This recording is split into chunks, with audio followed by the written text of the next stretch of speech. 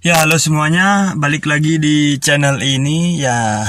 Jadi udah beberapa video yang aku upload dan masih sedikit saja subscribernya ya, tapi nggak apa-apa deh. Nggak apa-apa, jadi tetap terus berkarya aja. Ngomong-ngomong, hari ini bakalan sedikit berbeda. Jadi bakalan beda dari hari biasanya. Aku benerin tempat duduk dulu. Jadi bakalan beda dari biasanya, kan biasanya aku ngebahas soal pendapat-pendapat aku tentang kejadian-kejadian unik mungkin atau apalah. Kalian bisa cek aja langsung di video aku yang sebelumnya. Tapi kali ini aku bakalan membuat video yang cukup berbeda. Ya nggak terlalu beda banget sih, tapi video ini akan dibuat untuk menemani kalian tidur ya. Kok menemani kalian tidur? Kok kesannya cabul banget gitu sih. Menemani kalian sebelum tidur ya. Jadi kalau kalian sebelum tidur mungkin bisa dengerin suara aku, mungkin asalkan kalian terima aja kalau kalian mimpi tidak enak atau mendapatkan hawa-hawa negatif, pengaruh-pengaruh negatif dari aku, ya tidak apa-apa. Oke, lanjut ke topik. Jadi aku bakalan ngebahas apa aja soal mengenai tidur, sebelum tidur, atau ya intinya tidur dan teman-temannya lah gitu. Mau tidur sendiri, tidur berdua, ataupun lain sebagainya. Ya, jadi untuk segmen ini, segmen yang pertama, kita namain aja celoteh sebelum tidur ya, biar gampang.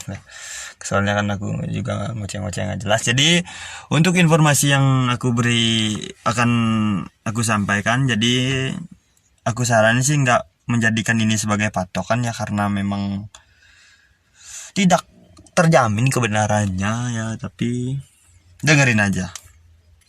Jadi hari ini untuk episode yang pertama aku bakalan ngebahas soal tindihan atau sleep paralysis lah istilahnya kalau dalam istilah medisnya.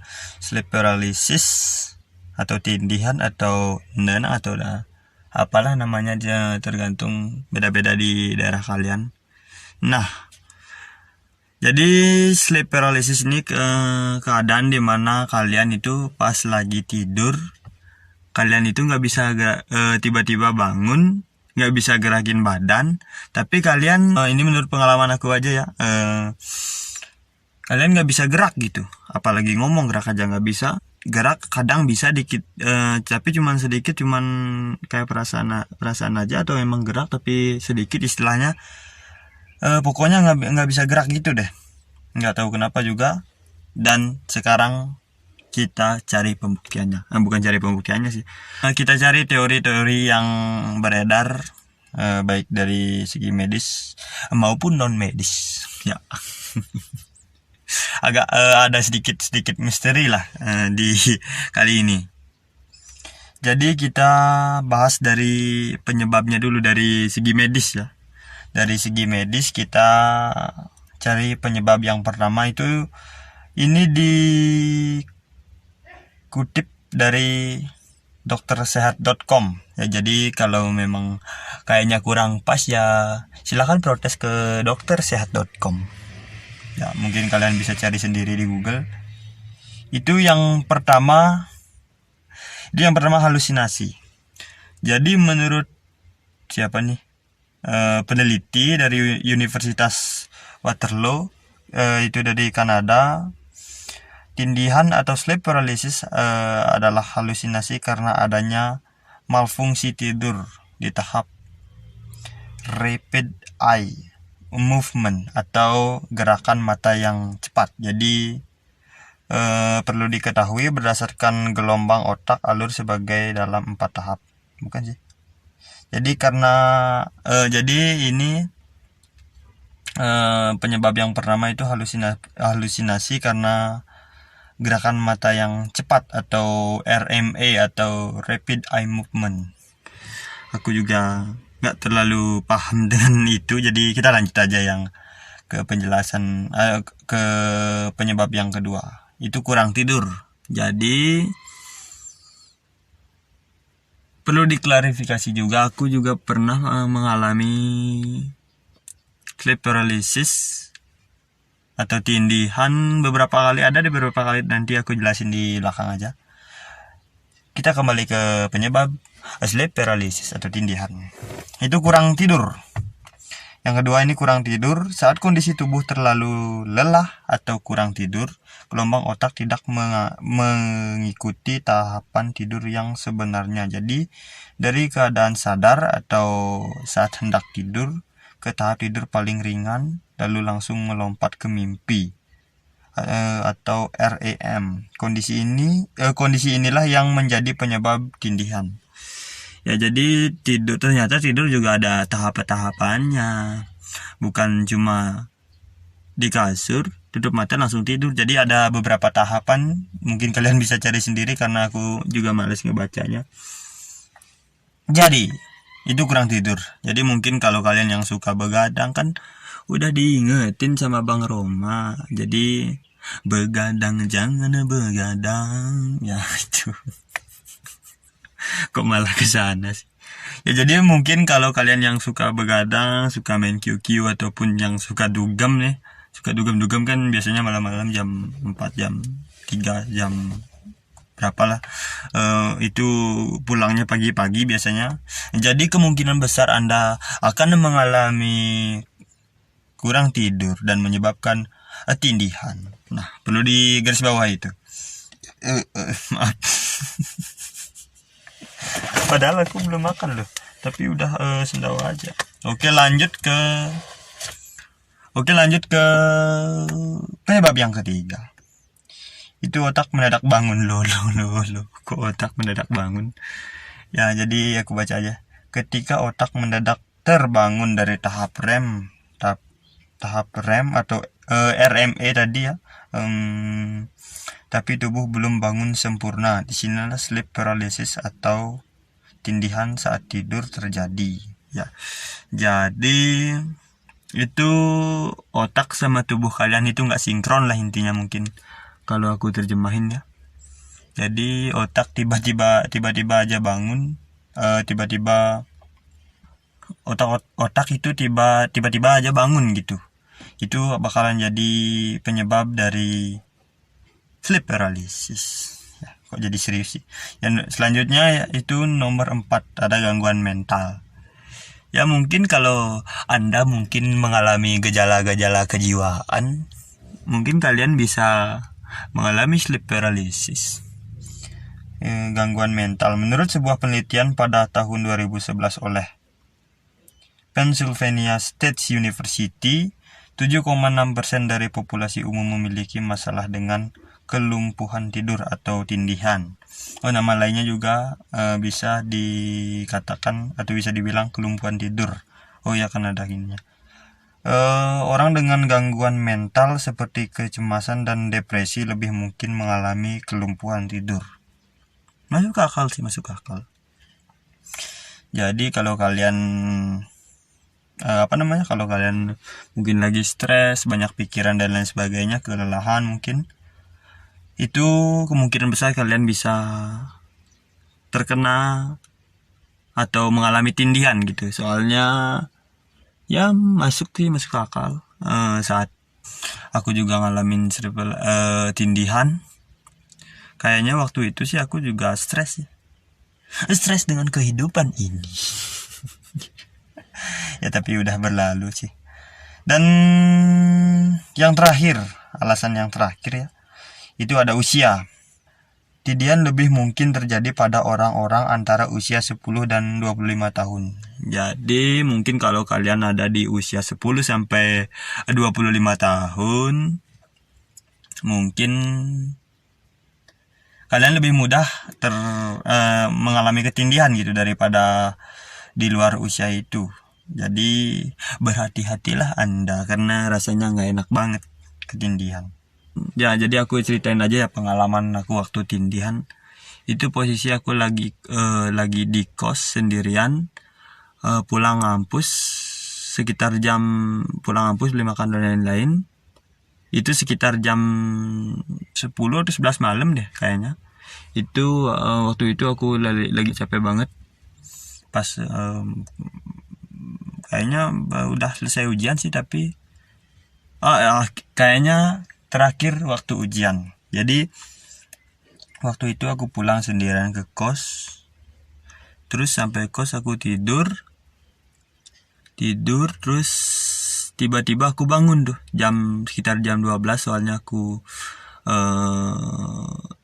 bisa lihat HP karena HP aku nggak mati gitu, jadi bisa lihat HP. Terus aku lihat jam 12, tiba-tiba bangun tuh, kok nggak bisa gerak, badan nggak bisa gerak kan, aku bingung. Terus aku ngelihat sosok nenek, bukan nenek sih, tapi kayak kuntilanak lah. Perawakannya itu kayak kuntilanak yang di TV.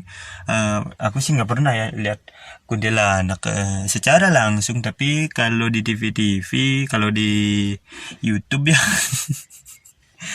ya kayak gitu sih. Aku ngelihat sosok putih dengan rambut panjang yang mukanya, aku lupa sih mukanya kayak gimana, tapi intinya serem banget. Dan cuma sampai pinggang, jadi kakinya itu nggak ada, cuman sampai pinggang. Terus dan kayak nenek-nenek, tapi kayak nenek kuntilanak, tapi kayak nenek-nenek gitu, mukanya kayak udah tua gitu. Jadi aku lihat di pojokan dan teriaknya ya kayak kuntilanak yang gitu. Tapi entah beberapa lama aku nge-freeze kan, nggak mau teriak nggak bisa, mau gerak-gerak nggak bisa, nge-freeze. Jadi perlahan nenek itu teriak lagi, terbang gitu, melayang lebih, terus mendekat, sampailah kita bertatap muka lah istilahnya mungkin. Terus aku udah keringet dingin tuh, langsung abis itu aku udah nggak ingat apa-apa, nggak tahu aku diperkosa atau gimana, tapi masa diperkosa sama nenek ya. Intinya pas aku lihat muka kami udah bertatap-tatapan gitu, aku langsung nggak ingat lagi. Terus aku baru ingat paginya, oh ya kemarin aku ngalamin gini gitu. Jadi tapi aku nggak cerita sama banyak orang sih, cuma ada beberapa temen aku ceritain. Dan itulah pengalaman aku soal sleep paralysis. Tapi gini juga sih, setelah kejadian itu sering banget cerita ngalamin tindihan. Jadi udah biasa gitu, oh tindihan ya udah deh gitu. Masa ada orang tindihan gitu, kan aku tidur, oh tindihan nih ya udah deh gitu. itu udah masuknya bisa mengendalikan mimpi lah istilahnya. Aku udah buat juga videonya ya. Balik lagi ke topik.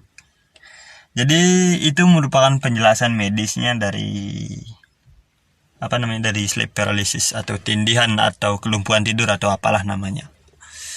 Nah, tapi kayaknya nggak disebabin setan kalau gitu ya.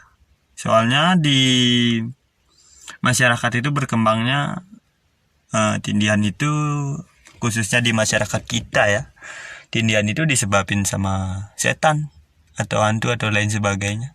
Tapi kalau dia dicari dari penjelasan medis tadi, tidak ada setan-setannya sama sekali. Tapi bisa lah kayaknya setan lah, bisa lah biar seru dikit ya.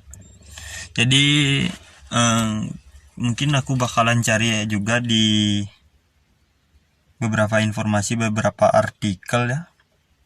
Kayaknya setan bisa lah biar lebih seru dikit ceritanya ya kan. Jadi aku udah ngutip ini beberapa. Nah, kalau dilihat dari sisi sisi non medisnya ya. Jadi tindihan ini menurut mitos-mitos yang ada di masyarakat. Tapi aku kali ini nggak mau bahas yang di Indonesia, tapi yang di luar negeri. Ya, jadi yang pertama di Turki. Ya, jadi mitos yang pertama itu datang dari Turki. Jadi tindihan disebut sebagai karabasan. Ini bahasa Turki mungkin. Ketika seorang mengalami tindihan, akan muncul sosok hantu yang dikenal sebagai jin atau jin dalam bahasa Turki, yang datang ke kamar korbannya. Jin akan baru sadar aku kok nama hantunya jin. Oke. Jin akan memegang atau menekan ke bawah dengan sangat keras agar korbannya tidak dapat bergerak. Make sense. Ya, jadi jin ini memang hantu yang sangat yang sangat jahil mungkin. Karena jin gitu kan. Jadi jadi dia menekan korbannya ke bawah. Ya, make sense. Tuh kan. Jadi mungkin waktu itu jin yang menekan dada saya agar tidak bisa bangun. Jadi meskipun tindihan, ya minimal tindihannya internasional lah, bukan hantu-hantu lokal kan ya. Lanjut ke misteri lagi, ke mitos yang kedua. Jadi ini di wilayah Afrika. Jadi mitos yang kedua ini datang dari wilayah Afrika. Lain Turki, lain pula Afrika. Udah kayak artikel beneran. Ya kan memang bacanya dari artikel. Ya, ngomong-ngomong, artikel ini dilansir dari Brilionet. Jadi kalau ada kesalahan ya salahin Brilionet aja. Lain Turki, lain pula Afrika. Mereka menyebutkan sebagai Madzikirira. Ya, nama yang cukup sulit ya untuk disebutkan oleh lidah orang Indonesia yang notabene-nya dari kampung sih, tapi aku yang dari kampung. Oke. Madzikirira, ya itu. Tindihan dipercaya sebagai setan atau penyihir jahat melakukan itu untuk suatu tujuan tertentu dan biasanya dilakukan pada keluarga atau relasi terdekatnya sendiri. Ya, kayaknya aku nggak punya keluarga di Amerika, jadi Afrika maksudnya. Jadi kayaknya ini bukan disebabkan oleh Madzikirira ini, karena Madzikirira hanya hanya melakukan ini kepada orang terdekatnya. Jadi lanjut saja ke negara yang selanjutnya. Ini datang dari negara barat. Fenomena tindihan ini dikenal sebagai bayangan dari seseorang. Biasanya mereka akan melihat 3 macam sosok: seorang yang menggunakan topi berwarna hitam, lelaki tua dengan membawa tas jinjing, dan sesosok yang menggunakan kupluk panjang. Ada juga yang percaya bahwa mereka adalah alien yang mencoba menculik orang sedang tidur. Wah, kok malah ke konspirasi alien sih. Jadi di negara barat ya, negara barat, oke lah. Jadi di kepercayaan barat ya, itu. Jadi ada lelaki tua tadi, alien juga, ya memang negara barat sih. Emang lebih ke sains ya. Mitosnya juga sains. Kan kita sihir dan setan mungkin mitosnya, atau apalah dengan berhubungan dengan magic, tapi di negara barat ya mitos juga alien juga. Oke, lanjut deh. Tapi tunggu dulu. Sesosok seorang yang menggunakan topi. Biasanya mereka akan melihat 3 macam sosok: seorang yang menggunakan topi berwarna hitam, laki-laki itu. Mungkin ini istri yang waktu itu nenek-nenek yang nindiin aku, hantu nenek-nenek yang nindiin aku istri dari sosok pria tua ini. Ya, oke, lanjut aja. Selanjutnya dan terakhir aja ya, udah kepanjangan juga. Ini dari Cina. Jadi di Cina, orang Cina juga tindihan juga kan. Oh, jangan-jangan setannya dari Cina. Dalam budaya Cina Timur, tindihan disebut sebagai guyisan atau guyi cuang. Itu kayaknya cara bacanya. Yang diartikan sebagai hantu yang menindih tubuh. Mereka percaya jika pada suatu malam mereka merasakan tindihan, itu adalah perbuatan siluman tikus yang sedang berusaha mencuri nafas mereka. Ya, jadi membunuh lah istilahnya. Ya, kalau mencuri nafas hilang kan mati kan. Mana ada orang hidup nggak nafas. Jadi kalau di kepercayaan budaya Cina Timur ya, jadi ini adalah siluman tikus. Tapi kalau dipikir-pikir, buat apa tikus nyuri nafas kan? Nafas kan emang bisa dimakan ya. Nafas kan karbon dioksida ya yang keluar ya.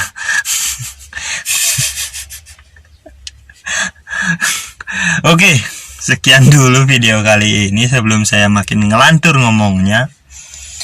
Jadi sesungguhnya tidur tindihan lebih baik daripada tidak tidur sama sekali. Ya, itu adalah argumen penutup saya pada episode kali ini, episode yang pertama dari apa tadi aku namanya? Celoteh sebelum tidur atau ngoceh sebelum tidur atau apa sih? Ya, intinya itu. Sampai jumpa di video-video selanjutnya atau apalah ini. Aku cuma ngomong biasa, jadi aku masukin YouTube atau apaan, aku nggak peduli. Masukin aja, tapi nggak ada yang nonton juga. Aku malah jadi curhat. Oke, sekian dulu video kali ini. Terima kasih yang udah mendengarkan. Yang mau tidur juga silahkan tidur. Sudah malam. Kok jadi cabul ya? Oke, tulis aja di kolom komentar, tapi kayaknya nggak bakalan ada yang komentar deh. Jadi buat kalian yang suka dengan konten-konten seperti ini, ya dengerin aja. Oke, sampai jumpa di video selanjutnya. Bye.